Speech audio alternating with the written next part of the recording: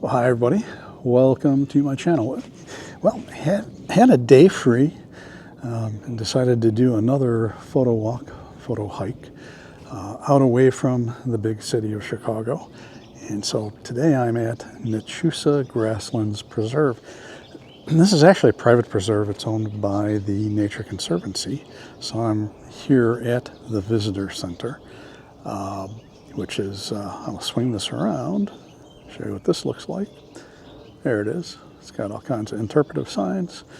And then if we pan over, you can see the expanse of what Illinois used to look like before Europeans got here, except for those high tension lines and some silos in the distance. But this is a pretty cool place. So here at the visitor center, there is a loop trail you can take. It used to be you could actually walk all over this preserve, but now they have bison here. So a lot of it is fenced off because bison are dangerous. So, but they do have other hiking areas that are bison free. And today I'm going to check out one, maybe two of them, depending on how much time I have. Kind of want to get to Chicago, back to Chicago before rush hour. So weather looks pretty nice. I was a little worried. It was raining all the way here, but now it's cleared up and starting to look like a beautiful day. And this is also an opportunity to try out a new, and I know I did a video on this and I sold that lens, or I think I returned it. But the 14-140, the Lumix 14-140, things change, and I decided it was probably not a bad idea to have that lens actually for the photojournalism side, for things that are going on outside where I need to have the range and I don't want to change lenses. So not going to use it on any interior type things, but thought I'd take the time while I'm out here to take some shots with it. I also have with me the 100-300 and the 9mm ultra wide prime, because as people know, 14 millimeters is 28mm field of view equivalent in full frame turns. So, but looks like it's going to be a nice day. So come along and enjoy.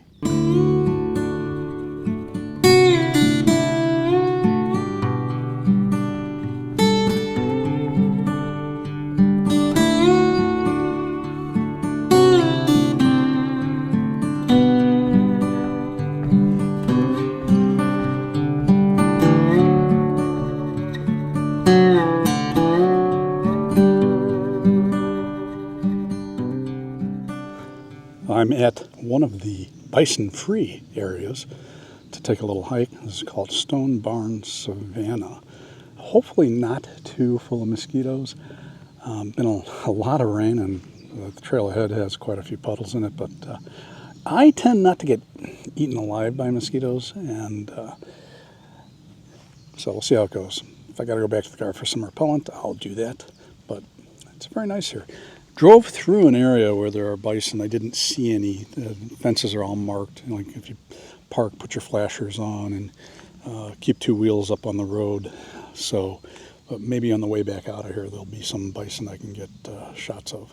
This nature preserve is totally off limits to collecting anything. So you don't want to pick flowers. You don't want to collect seeds. This is private property, so we need to respect that.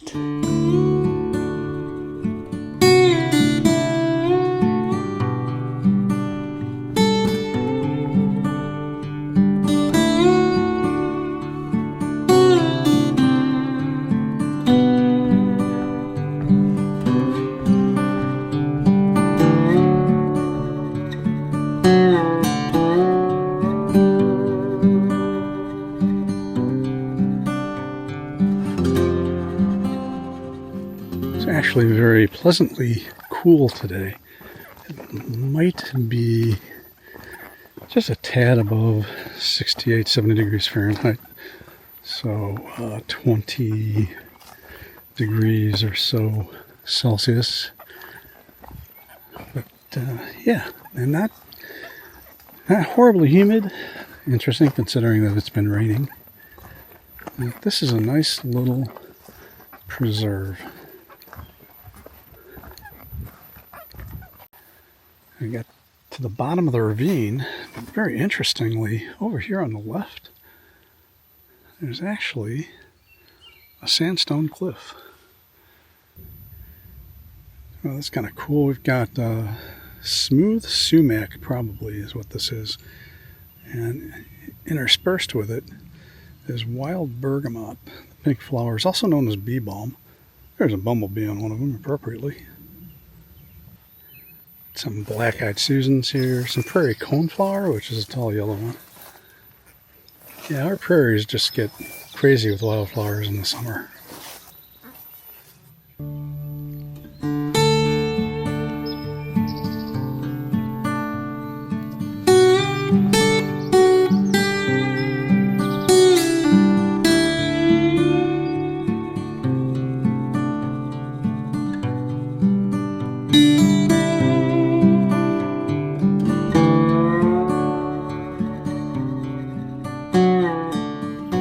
So I'm heading back to the car, and then I came across these plants right here, and this is dogbane. It's related to the milkweed. It also has a milky sap just like milkweed, but then I found these beetles. They're mating. I don't know how close we can get to this, but got a photo of them already. And so I used my little iNaturalist app to find out what the heck these are, because it's kind of pretty. Turns out, appropriately enough, these are dogbane leaf beetles. So this is, I guess, the only place you would find them.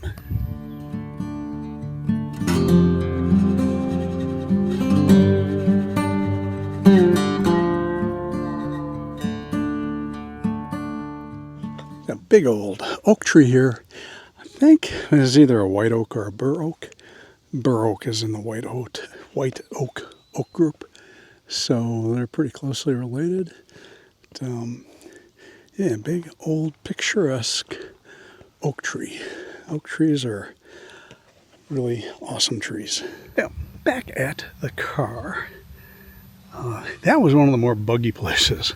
I generally don't put on any DEET type insect repellent, but I had to hightail it back to the car at this place and apply it.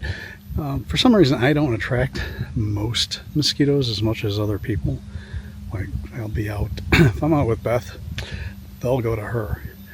But it was kind of fun. Just wanted to talk a little bit about the Limix 140140 that I recently purchased. And again, I did a previous video on this a year or two ago. Whoops, I dropped my little case. So I just want to mention something about it. For wildflowers, it's pretty cool because it will focus to a foot from the focal plane, and that is about 1/3 of a meter. And if I want to get closer, I have this Canon 500D, not to be confused with the Rebel 500D, but this will get me a lot closer. So I was able to get some nice insect close-ups. Well, I'm going to go off, and there's another place I want to check out before heading back home. So we'll see what's over there. So there are bison on the other side of this fence, I believe. There's also a field sparrow out in this field. Might have heard that. Field sparrow.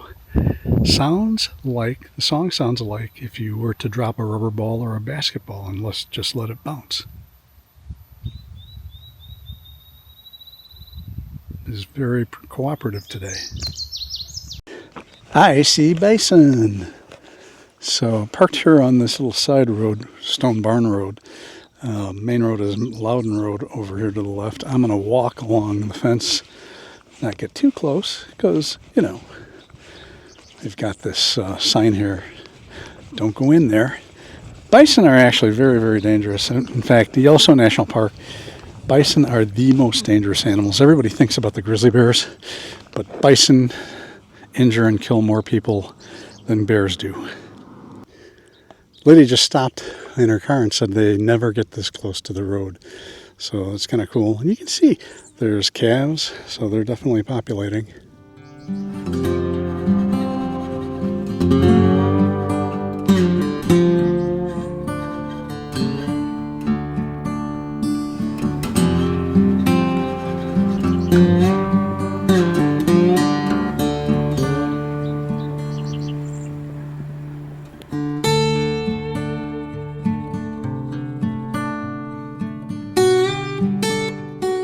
checking out another little hiking spot at Nachusa Grasslands.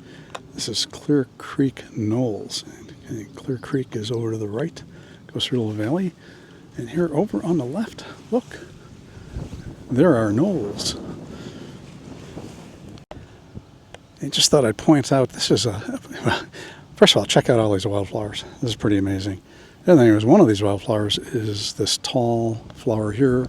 It's called compass plant. It's in the sunflower family. The reason it's called compass plant is if you look at the basal leaves here, they align pretty much north and south. Some don't, but most of them do. So if you don't have a compass or a phone, you can figure out what direction is what even on a cloudy day. Another look at all the wildflowers here, and in particular this lily.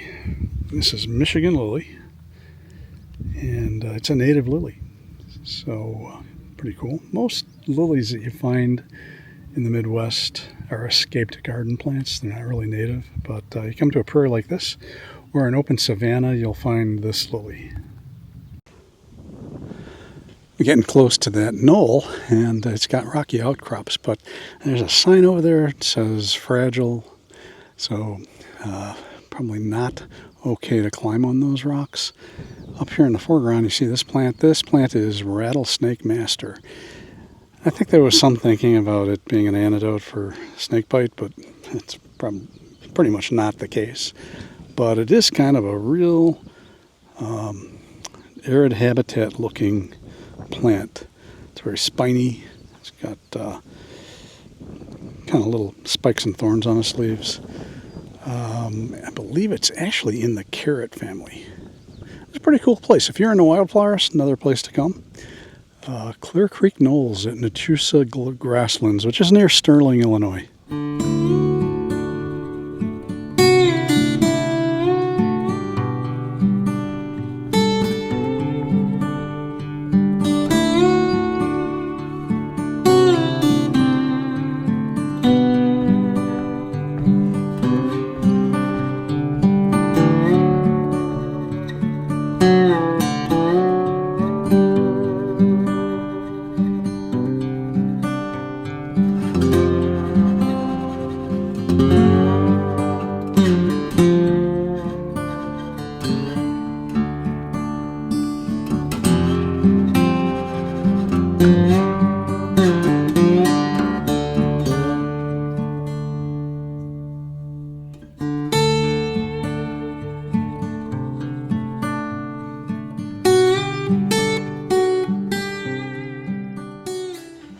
Well, that was a nice hike. It's Clear Creek Knolls. Lots of wildflowers. Sun came out, warmed up quite a bit. Humidity is still bearable, but it's getting close to 2 o'clock. Time for me to head back to Chicago. But stay tuned. I'm going to have a wrap-up from the home studio. Well, I am back at home. So that was kind of an enjoyable trip. It was actually the week before last. I got home. Suddenly got busy again. You know, the thing is that I am primarily a photographer, not a YouTuber. So there's times when I just can't get to things and get a video uploaded. So might be getting a little less busy, so I'll be able to do a bit more YouTube-wise. But yeah, that preserve, been going there for a long time. Used to be able to hike over all over Nachusa Grasslands, and then they got bison there, which is cool because bison used to live here in Illinois, and so a lot of it's fenced off. But they do have special areas to go, as I went to hike, that are very nice. So if you're interested in a lot of wildflowers, or seeing what one of these Midwestern states looked like before we changed it up, most of it, it's worth a visit. Closest town, Franklin Grove, Illinois, little tiny town. Closest big town, Dixon, Illinois. I think I said Sterling. Dixon and Sterling are not far from each other, so easy enough to find. But yeah, I repurchased the 14 to 140 lens, and I have to say that on this trip it performed really quite well. I still will say that this has more lateral chromatic aberration that gets past the automatic corrections that the camera does and that you can do in raw files in Lightroom, because Lightroom has the lens correction profiles for Lumix lenses. But it's easily fixed. And as I mentioned earlier in this video, there have been instances when I'm doing photojournalism outside. It's not a lens I'm going to use inside, not fast enough. But there's been instances where I just need to be able to go from wide to telephoto during the same shoot. And this pretty much fits the bill. As most people know, I have the Lumix 12-60 that I really like. That I thought about selling that. Gonna keep it. It's gonna live on my G95, so that if I'm just doing a grab and go, I'll grab my G95 with the 12-60 and the 45-150. Also had the 100-300 millimeter Lumix on this trip. Didn't use it. The only time that I was about to was that barn swallow photo of the barn swallow on the pump handle. I got as close as I could with a 14-140 to make sure I got shots, and then as I was initiating a lens change, the barn swallow flew away. By the way, the barn swallow, interesting bird. Chances are most people watching this video, no matter where you are on this planet, have barn swallows. I mean, they live everywhere. Not sure how that happened, but they do. If you're in Australia, they're really only on the northern coasts, not further south, but they've even been seen in Antarctica, which is interesting. There's no barns in Antarctica. Anyway, but I digress. That's it for this video. Any questions or comments, leave them down below. If this was useful, interesting to you, hey, hit that like button. It's a big help to me. I'm Todd Banner. I will see you in the next video. Sooner, hopefully, rather than later.